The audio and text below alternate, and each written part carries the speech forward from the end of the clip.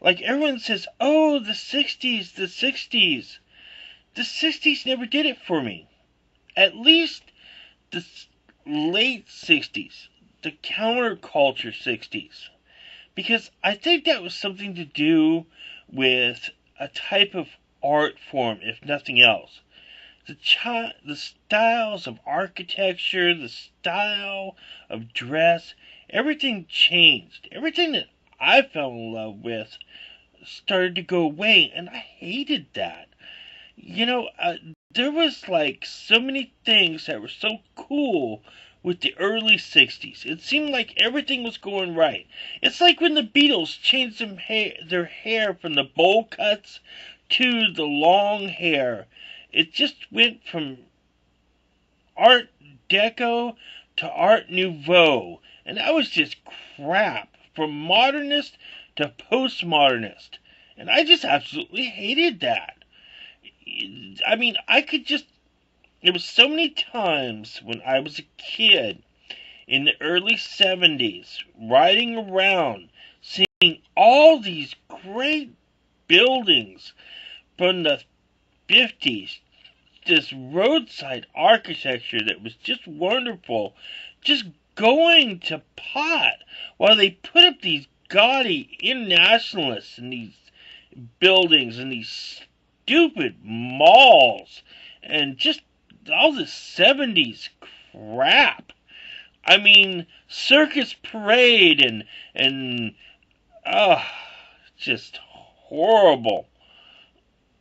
I can't begin to tell you how horrible that was. It was like everything I loved was just moving away. And it's true. Well, one big influence I had when I went to as a kid, I went to Disneyland. And nothing worked for me more than Tomorrowland. The early 60s, Tomorrowland was just amazing. I didn't care about the teacup ride or Dumbo. I wanted to go on the tram, the gyro doohickey funker. I forgot what you call it now. The actual they had the submarine ride. That was totally cool. You went in and it really wasn't underwater, but it was like what a subway should have been, except it was really slow, but at the time it was totally fascinating. Oh, and what I was thinking of earlier was the monorail. I had actually got up into the top of the monorail because everyone else had crowded into the front.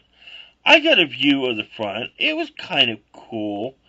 But no one really got up into the top. Everybody was like, no.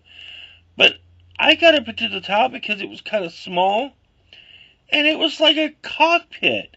It was totally awesome. You could see past the domed front and down past the nose to the rail. And it gave a sort of super dimensional perspective of exaggerated horizon effect. And going along, and it was the most amazing sight ever, and I couldn't believe everyone else was all gripe because they couldn't see the front. When the front wasn't even the best part. I was like being king of the world and riding along and seeing uh, the 60s Art Deco type um, hotels and other buildings and arches and all the sights below. That was how cities should have been built. And all that went away. Well, I think some of that's still there, but all the things around it were gone.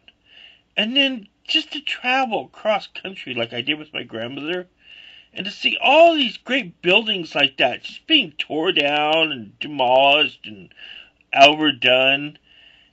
To put up friggin' waffle stands or some junk. It was horrible. Just horrible. I wanted a world where fusion was going to become the norm, and Jetson's Art Deco ray gun Gothic would be the average, where you would have limitless or meterless electricity and electric cars and air cars, which would be like sky taxis now. And, just blimps, even. City-sized blimps full of hydrogen. Because it turns out that the Hindenburg, it wasn't the hydrogen that made it explode. It wasn't the hydrogen at all. What it really was that they painted this stupid thing in the equivalent of jet fuel. If the Hindenburg hadn't blown up, we would probably use like oil rig platforms to generate tidal power to make hydrogen to fill up blimps for slow, leisurely, cruise ship size travel. I mean, a blimp is faster than a ship, and yet we have shipping lanes in bad seas. Now, true, an oil tanker isn't going to crash on you or explode like a hydrogen bomb, but it would sure be a lot more safer for the environment. So I think, yeah, I think there's a better future. I like to see a hydrogen future. And an easy way of hydrogen is simply ocean. The ocean would give all the power for hydrogen we would need.